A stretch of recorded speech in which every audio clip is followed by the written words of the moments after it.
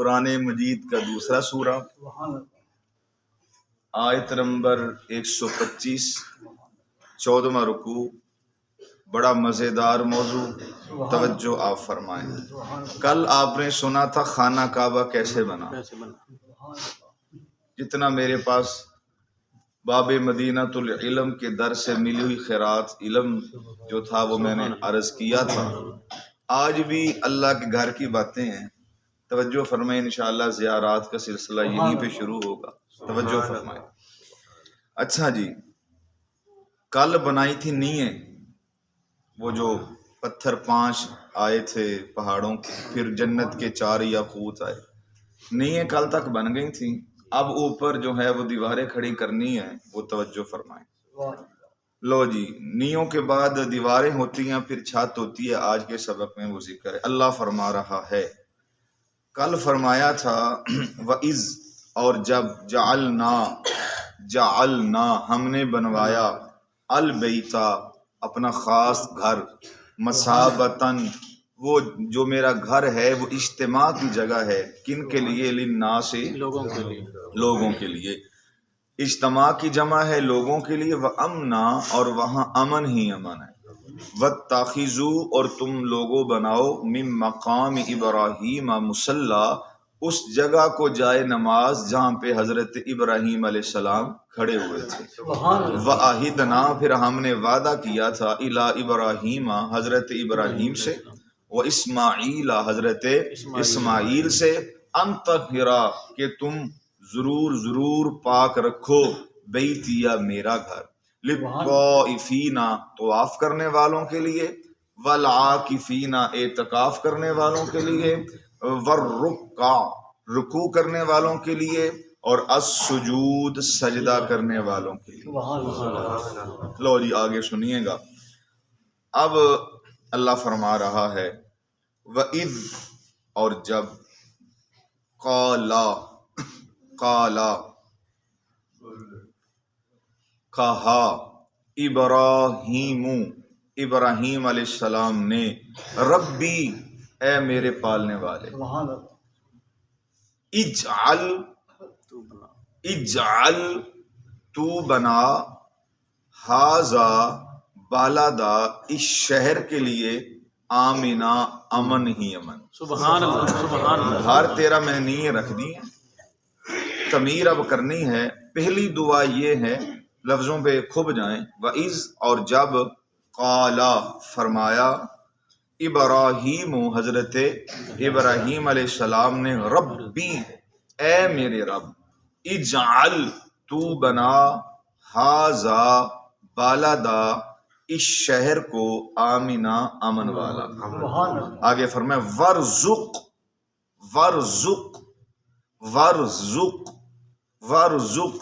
اور روزی دے، ورزق، اور روزی دے۔ ایک ہوتا ہے یرزق، ایک ہوتا ہے ورزق۔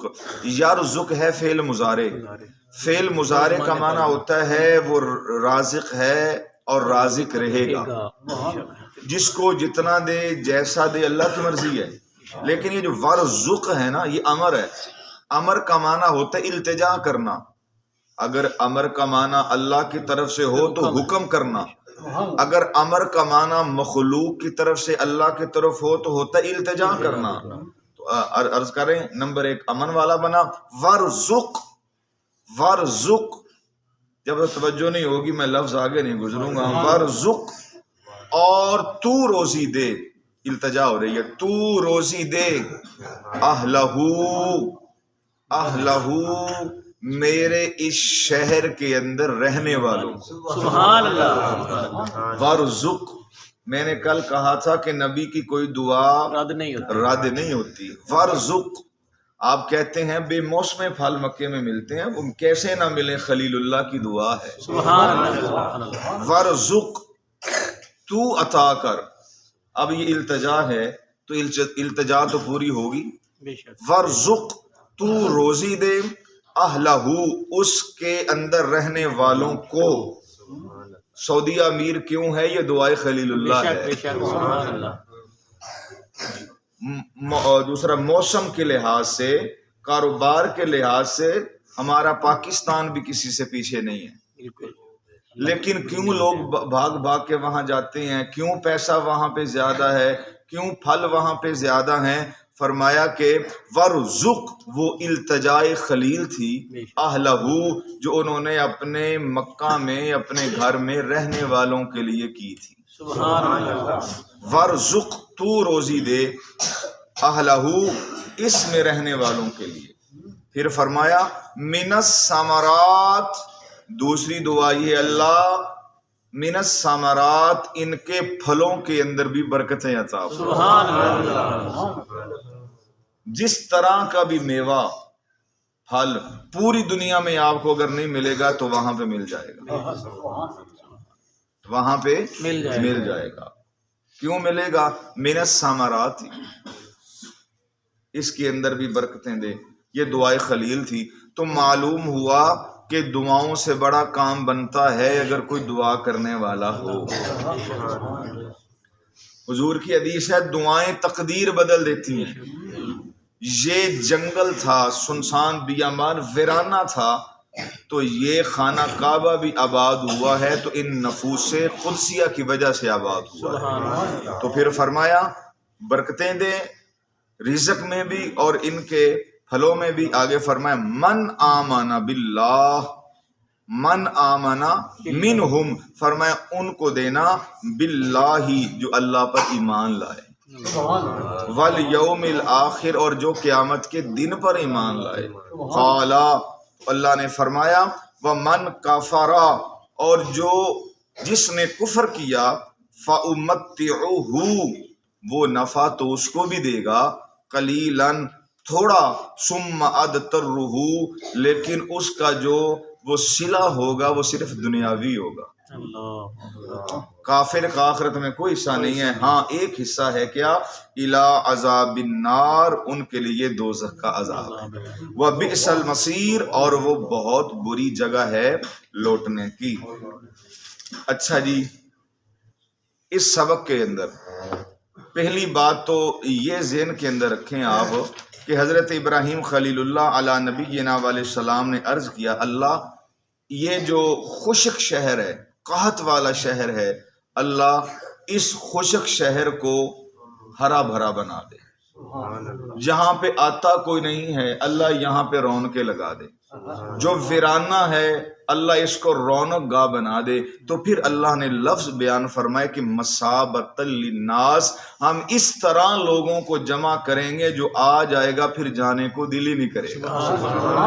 محسوس نہیں کیا آپ نے لفظوں کو؟ جو آ جائے گا پھر اپنا وہ جانے کا نام ہی نہیں لے گا۔ تو اس طرح یہاں پہ رزق کے اندر برکت، یہاں کے رہنے والے امیر جو ہیں یہ فقط دعائے حضرت خلیل اللہ علی نبینا و علیہ السلام کی ہے۔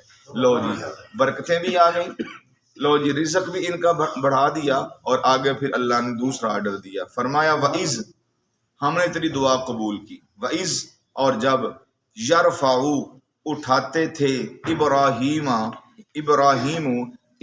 علیہ السلام، القواعد من البیت، میرے گھر کی بنیادوں کو، میرے گھر کی بنیادوں کو جب یہ اٹھا رہے تھے، تو فرمایا کہ وہ اسماعیل، اور ابراہیم کا جو ساتھ دے رہے تھے وہ تھے اسماعیل، ربنا کہہ کیا رہے تھے، اے ہمارے پالنے والے، تقبل منا، جو ہم تیرا یہ گھر بنا رہے ہیں ہماری کاوش قبول فرما، ہماری طرف سے یہ قبول فرما۔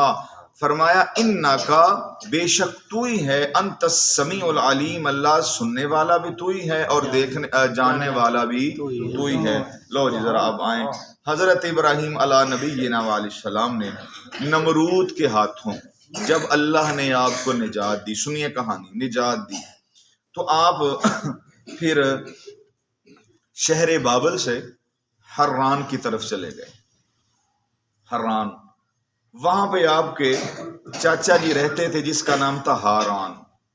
ہاران کا ایک بیٹا تھا جس کا نام تھا حضرت طالوت علی نبینا علیہ السلام۔ سنے جی کہانی، یہ بابل کو چھوڑا، یعنی اس شہر کو چھوڑا جس شہر میں یہ پیدا ہوئے تھے۔ اللہ نے حکم دیا چلے جاؤ مقام حران پہ، وہاں پہ آپ تشریف لے گئے، اور جو آپ کا چاچا تھا اس نے اپنی بیٹی جس کا نام حضرت سارہ تھا، اس کا نکاح اس دور میں جیسا رواج تھا حضرت ابراہیم علیہ نبی جناب علیہ السلام کے ساتھ کر دیا۔ توجہ فرمائیں، جب نکاح ہوا تو آپ نے اللہ کے حکم سے وہیں پہ اپنا تبلیغ دین شروع کر دی۔ لوگوں نے آ کے آپ کے چاچے کو کہا کہ اس کو یہاں سے نکالو، آپ نے 2-4 دفعہ منع کیا کہ یہ کام نہ کر، ماحول خراب ہوتا ہے، تو خیر آپ اللہ کے حکم کے پابند تھے۔ قصہ مختصر، آپ نے اللہ کے حکم سے اس جگہ کو چھوڑا۔ تین افراد پہ یہ مشتمل قافلہ، حضرت ابراہیم علیہ نبی جناب علیہ السلام، حضرت سارہ اور حضرت لوط علیہ نبی جناب علیہ السلام، یہ 3 ہستیاں۔ آپ ذرا نقشہ ذہن میں رکھیں، یہ 3 ہستیاں شہر حران سے نکلتے ہوئے جو رستہ جاتا تھا نا بابل کو، اس رستے کے اندر شہر مصر آتا تھا۔ جو شہر مصر کا بادشاہ تھا وہ بہت لمبا چوڑا زنائی تھا، جس خوبصورت لڑکی کو دیکھتا، اگر بہن ہوتی کسی کی بھائی کے ساتھ تو چھوڑ دیتا، اگر اس کی بیوی ہوتی تو جتنا اس سے بغیرتی ہو سکتی وہ بغیرتی کرتا۔ ایک لمحے کے لیے بھی یہاں پر جھمکنی آپ سنیے گا۔ لو جی، یہ 3 قافلے والے تھے، اور سنیے گا ہمارے نبی کے علاوہ، نبیوں کی لائن میں، ہمارے نبی کے علاوہ نبیوں کی لائن میں مردوں کے اندر تمام بندوں سے، تمام پیغمبروں سے حسن کے اندر جو سونے تھے وہ حضرت یوسف علیہ نبی جناب علیہ السلام تھے، اور تمام خواتین میں سے جو زیادہ حسین و جمیل عورت تھی اس کا نام حضرت سارہ تھا، حضرت سارہ تھا۔ اور حضور فرماتے ہیں حضرت یوسف علیہ نبی جناب علیہ السلام بعد میں آئے، حضرت سارہ ان کی دادی پہلے تھی۔ فرمایا جو یوسف کے پاس حسن ہے وہ بھی حضرت سارہ کی میراث ہے، داد کے جو ان کی میراث ہے۔ لو جی، یہ تینوں وہاں پہ پہنچے۔ حضرت ابراہیم علیہ نبی جناب علیہ السلام کو پتا تھا کہ یہاں کا بادشاہ بہن بھائی کو کچھ نہیں کہتا، جو بہو ہو نو ہو کسی کی اور اس کا شوہر ساتھ ہو تو اس کے اوپر یہ جبر کرتا ہے۔ خیر آپ نے سمجھا لیا، فرمانے لگے بھی سن لے، اس پوری دھرتی کے اوپر یا میں ایمان والا ہوں یا تم ایمان والے ہو یا یہ ایمان والا، ابا ہے وہ یہاں سے دور ہے اس جگہ کے اوپر، لہٰذا جو ہی ہم مصر میں سے گزرے اگر مخبری ہو جائے، بادشاہ کی پولیس آ جائے، آپ کو پکڑنا چاہے، آپ نے کہنا ہے ہاتھ نہ لگاؤ، میں خود اس کے پاس چل کے جاتی ہوں۔ تو جب اس کے پاس تو چلی جانا، تو اگر وہ تجھ سے پوچھے یہ تیرے ساتھ کون ہے تو کہہ دینا یہ میرا بھائی ہے۔ کیوں؟ اس لیے کہ ہر اسلام کے قوانین کے اندر انما المؤمنون اخوہ، مسلمان عورت اور مسلمان مردوں کو اللہ نے بہن بھائی بنایا ہے، مردوں کو بھائی بھائی بنایا ہے۔ پھر استغفر اللہ، توبہ، نعوذ باللہ، اللہ کا نبی جھوٹ بول ہی نہیں سکتا، اللہ کا نبی جھوٹ بول ہی نہیں سکتا، کیونکہ نبی ہوتے ہیں معصوم عن الخطا۔ اچھا، انہوں نے کہا جی بالکل ٹھیک ہے۔ لو جی، یہ قافلہ وہاں سے چلتا چلتا 3 بندوں پہ آ گیا مصر کے اندر۔ جو ہی مصر کے اندر آیا، اس کے کتے سپاہی پھر رہے تھے، اس نے جا کے بادشاہ کو خبر دی کہ نہ آگے نہ پیچھے ایسی حسینہ جمیلہ ہم نے عورت نہیں دیکھی۔ بادشاہ نے بھی ایک لمحے سوچے بغیر کہا جاؤ اس کو پکڑ کے لاؤ۔ وہ سپاہی جو تھے آنن فانن وہاں پہ آئے اور آ کے کہا چل ہم تجھے پکڑ کر لے کے جائیں گے اپنے بادشاہ کے پاس، وہ تجھے طلب کر رہا ہے۔ حضرت ابراہیم علیہ نبی جناب علیہ السلام، حضرت لوط علیہ نبی جناب علیہ السلام وہیں پہ رہے۔ آپ نے فرمایا ٹھیک ہے، خبردار ہاتھ نہیں لگانا، میں خود تمہارے ساتھ چل کے جاؤں گی۔ جب یہ وہاں پہ چل کے گئیں اور بادشاہ جو تھا اپنے کمرہ خاص کے اندر تھا، اس نے سب کو باہر نکال دیا۔ جو ہی اس نے شیطانی وسوسوں سے بھرپور ہو کر حضرت سارہ کی طرف ہاتھ بڑھانا چاہا، 1 سیکنڈ سے پہلے اللہ نے اس کا پورا وجود پتھر کا کر دیا۔ اللہ اپنے پیاروں کی عصمت کا ایسے حفاظت کرتا ہے۔ ایسے ہاتھ کیا تھا، ہاتھ اس کا شل ہو گیا، ایسے جس طرح جان ہی کوئی نہیں رہی، اپنا بولنے کی طاقت نہ رہی، وجود اس کا پتھر کا ہوا۔ تو حضرت سارہ جو تھیں، انہوں نے اللہ کی بارگاہ کے اندر عرض کی، یا اللہ اگر یہ اکیلا مر گیا ہے، کہیں قتل کا مسئلہ میرے اوپر ہی نہ آ جائے، تو لہٰذا اس کو ٹھیک کر۔ وہ جب ٹھیک ہوا، اس نے کہا یہ کوئی اور وسوسہ بھی ہو سکتا ہے۔ 3 دفعہ اس نے یہ حملہ کیا۔ کتنی دفعہ؟ 3 دفعہ کیا حملہ، اور پھر آپ کی پاک دامنی کو وہ مان گیا۔ فوراً اس نے اپنا ارادہ چینج کیا، کہنے لگا بڑی بڑی خواتین آئی ہیں، لیکن ایک لڑکی نئی آئی ہے، لڑکی نئی آئی ہے، قطبیوں سے میں نے اس کو چھینا ہے، قطبیوں سے میں نے اس کو چھینا ہے، اور اس کے اوپر بھی میں اپنا تسلط حاصل کرنا چاہتا تھا، لیکن اس سے پہلے آپ آ گئی، لہٰذا مجھے وہ بھی کوئی اچھے خاندان کی پاک دامن لگتی ہیں، آپ آئی ہیں، آپ کی پاک دامنی کو دیکھ کر میں مجبور ہو گیا، فیصلہ نہیں کر سکتا کہ تو کوئی عورت ہے، یہ اللہ کی طرف سے کوئی حور ہے یا کوئی جنوں کی قسم سے ہیں۔ تو آپ نے فرمایا کہ نہیں، بل عباد مکرمون، میں ہم اللہ کے بندے ہیں، اللہ کے فرما بردار بندے ہیں۔ انہوں نے کہا ٹھیک ہے۔ اس بادشاہ نے کہا، اس عورت کو بلایا، نوجوان لڑکی تھی، بلا کے کہنے لگے جی بی بی اس کا بازو پکڑا، فرمانے لگے اب کیا کہنا چاہتے ہو؟ کہنے لگا جی اور تو میں کچھ نہیں کر سکتا، لہٰذا تو جتنی پاک دامنہ ہے، یہ لڑکی میں تجھے بطور خادمہ دے رہا ہوں۔ اس لڑکی کا نام حضرت حاجرہ تھا۔ سبحان اللہ، سبحان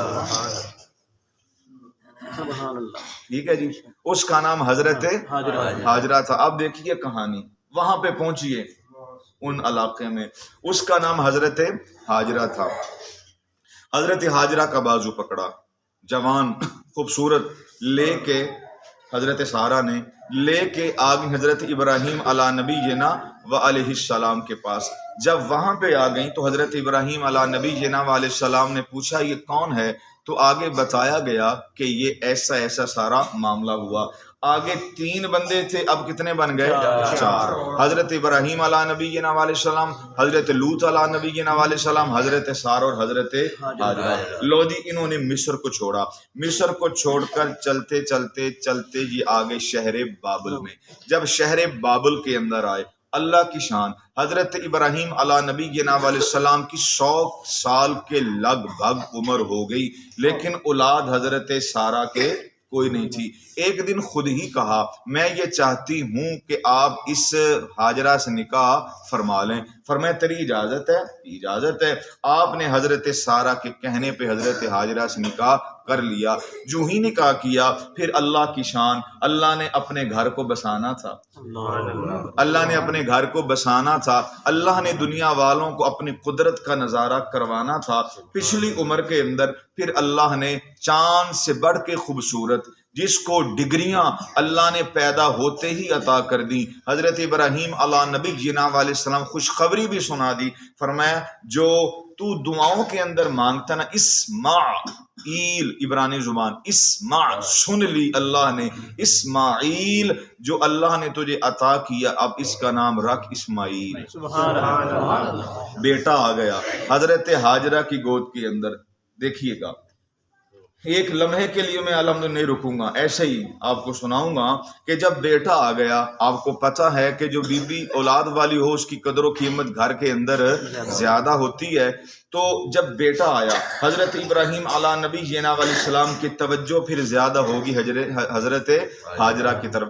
تو آپ ایک احتیاط فرماتے، جب حضرت حاجرہ سامنے ہوتی، حضرت سارہ سامنے ہوتی، تو آپ اسماعیل کو نہ اٹھاتے، اس کا ماتھا نہ چومتے، اس کا منہ نہ چومتے۔ کیوں؟ یہ بے اولاد ہے، اس کا دل دکھے گا۔ آپ اپنی بیوی حاجرہ کے ساتھ میں نہ بیٹھتے، یہ اس کے پاس اولاد کوئی نہیں، یہ دل کے اندر نہ جانے کیا کیا سوچے گی۔ خیر ایک دن حضرت ابراہیم علی نبی جینا علیہ السلام نے آگے پیچھے دیکھا، سارا سامنے نظر نہیں آئی۔ اللہ نے ایسے کروانا تھا، آپ اڑ کے اس طرح جھک کے اسماعیل کو چوم رہے تھے، تو حضرت سارہ نے پیچھے سے دیکھا، پھر آپ نے کیا، اللہ نے کروایا۔ ہم بے ادبی کی طرف نہیں جاتے. میں تو شوقاً کہنا بھی گوارا نہیں کرتا کہ حسد سے نکال دیا. کس عورت کی مجال ہے کہ نبی کے ساتھ حسد؟ عورتوں کو مقام ملا تو نبیوں کی وجہ سے نہیں. آپ نے 28واں سپارہ پڑھا، تائبات عابدات سائحات سیبات و ابکارا. حضور کی بعض بیویوں نے کہا تھا کہ ہم بڑی عزت والی ہیں، ہم بڑے مقام والی ہیں. اللہ نے فٹ منع کر دی، فرمانا تمہیں جو عزت ملی ہے میرے محمد کے صدقے ملی ہے. آپ تمہیں جو عزتیں ملی ہیں میرے نبی کے صدقے ملی ہیں. ہم حضرت سارہ کے متعلق بھی کوئی لفظ نہیں بولیں گے، اللہ نے کروایا، ہم اللہ کی رضا پہ رہیں گے. حضرت ہاجرہ کے متعلق بھی کوئی لفظ نہیں بولیں گے. اچھا جی، تو جب ایسے جھک کے چوم رہے تھے تو ان سے رہا نہ گیا تو کہہ دیا یا نبی اللہ. پتا جو تھا اللہ کا نبی ہے، یا نبی اللہ. ہاں جی، کہنے لگے جی اب آپ ایسا کریے کہ ان دونوں ماں اور بیٹے کو یہاں سے لے جائیے، یہاں سے لے جائیے، کسی اور جگہ شفٹ کر دیجئے. ادھر سے بیوی نے کہا، ادھر سے حضرت جبریل آ گئے. فرمایا اللہ نے بھی پروگرام بنا لیا ہے، ان کو تیار کرواؤ، سواری میں بٹھاؤ، ان کے ذریعے ہم اپنا گھر آباد کریں گے. اس کے ذریعے ہم اپنا گھر آباد کریں گے. لو جی، اللہ کی طرف سے بھی آرڈر آیا. یہ 3 افراد پھر مشتمل قافلہ ہوا، حضرت ابراہیم، حضرت ہاجرہ اور حضرت اسماعیل علی نبینا علیہ السلام. ابھی چھوٹے تھے. لو جی، ان کو لے کر حضرت ابراہیم علی نبینا علیہ السلام شہر بابل سے چلے. چلتے چلتے چلتے چلتے جبریل اپنا بتانے والا تھا، میں نے پہلے بھی عرض کیا. اچھا، بتانے والے چلتے چلتے وہیں پہ آ گئے جہاں پہ خانہ کعبہ تھا. میں سب چھوڑ رہا ہوں. اچھا، جب وہاں پہ آ گئے تو تھوڑی سی کھجوریں تھیں، تھوڑا سا پانی تھا. 1-2 دن گزرے، کھجوریں بھی گئیں، پانی بھی گئی. اب کام ختم ہوا. اب یہ بھی میں عرض کر چکا ہوں، صفا مروہ پہ اماں ہاجرہ 7 چکر لگائیں. یہ بھی میں عرض کر چکا ہوں آپ کو کہ اسماعیل علی نبی علیہ السلام نے ایڑیاں رگڑی تو نیچے زمزم کا پانی نکلا. لو جی، یہ تو یہاں تک تو آپ نے سنا ہے. آگے اب سنیں. آپ کو پتا ہے دنیا کا نقشہ اٹھا کے دیکھ لیں، آبادی وہاں پہ ہوگی جہاں پہ پانی ہوگا. جہاں پہ پانی ہوگا. پانی زندگی ہے، پانی کے بغیر بندہ زندہ نہیں رہ سکتا. لو جی، وہ چشمہ نکل آیا. اماں ہاجرہ نے کہا زمزم زمزم، رک جا رک جا، باڑ بنا دی. حضور نے فرمایا میری دادی کا اللہ بھلا کرے. اگر وہ زمزم نہ کہتی، فرمایا کہ یہ پوری کائنات کے گھروں کے اندر یہ پانی اللہ پہنچا دیتا. خیر، اس طرح باڑ بنا کے بیٹھ گئی. جب باڑ بنا کے بیٹھی، اب کھانے کو تو کچھ نہیں تھا. اچھا، اللہ کی شان، جب پانی نکلا اوپر پرندے بھی آ گئے. بیٹھے ہو، جب پانی نکلا نیچے سے نیچے اوپر پرندے آ گئے. پچھلے دوروں کے اندر لوگ پیدل سفر کرتے تھے. لوگ پیدل، جس طرح مثال کے طور پہ ہے نہیں، اس طرح جس طرح آج کل یہ ٹپری واس ہوتے ہیں، آج یہاں کل وہاں پرسوں وہاں چوتھ وہاں. اسی طرح ایک قبیلہ تھا، اس قبیلے کا نام تھا قبیلہ بنو جرہم. قبیلہ بنو جرہم، یہ قبیلے والے آ رہے تھے. ان کو پانی نے ستایا. ان کا جو سرپنچ تھا، وڈیرا تھا، پتی کا بڑا تھا، اس نے کہا وہ جو پرندے جہاں پہ اڑ رہے ہیں لگتا ہے وہاں پہ پانی ہوگا. اللہ کے ولی کا اور سیانے بندے کا بننا سانجا ہی ہوتا ہے، دنا بندے کا. اس نے دیکھا کہ وہ پانی ہے. خیر، یہ کہا ٹھیک ہے چلو چلے. جب وہاں پہ گئے تو ایک شیرخوار بچہ تھا، کوئی جھونپڑی نہیں تھی، اپنا پہاڑ کے ساتھ ٹیک لگا کر گود کے اندر بیٹا لے کر وہ عورت حیا کا نقاب ڈالے ہوئے بیٹھی ہوئی تھی. اب یہ جو وڈیرا تھا، اس نے قافلے والوں کو پیچھے کھڑا کیا، اپنی خواتین کو بھیجا. بھائی جان، جو وڈیرے لوگ ہوتے ہیں حیا سے بھرے ہوئے ہوتے ہیں. وہ کسی کی عزت کا برا نہیں چاہتے، کسی کے مال کا برا، خود گھاٹا جھال لیتے ہیں. اس لیے ان کا وہ خاندانی ہوتے ہیں، خاندان کے اوپر وہ انگلی اٹھانے والا کام ہی نہیں کرتے. یہ جو کالے لوگ ہوتے ہیں ان کا مسئلہ کچھ اور ہے. قصہ مختصر، وہ گھروں چابی لے آ کے دو سپیکر دی حاجی ظفر نو. قصہ مختصر دندے نے، حضرت اسماعیل علی نبی علیہ السلام کی ماں اور حضرت اسماعیل وہاں موجود تھے. وہ بی بی آئیں، آ کے ادب سے سلام عرض کی، سلام ہو. آپ نے وعلیکم السلام کہا. کہنے لگے جی ہم ایک قبیلے والے ہیں، آپ کے پاس پانی ہے، اگر آپ کہیں تو ہم پانی پی لیں. پانی پی لیں. آپ نے فرمایا پی لو پانی. انہوں نے مشکیں بھری، پانی پیا. پھر کہنے لگے اگر آپ کہیں، آپ کی اجازت ہو، اس پانی کے ارد گرد ہم اپنے خیمے لگا لیں. آپ نے فرمایا لگا لو خیمے. پھر آپ نے اس بی بی کو، اپنے وڈیرے کو جا کے کہہ دو، مت یہ سمجھے کہ کل کو ہم اس کنویں کے اوپر کو قبضہ کر لیں گے یا اپنا کوئی یہاں سے اور کوئی معاملہ کرنا چاہیں گے. فرمایا نہیں، یہ جس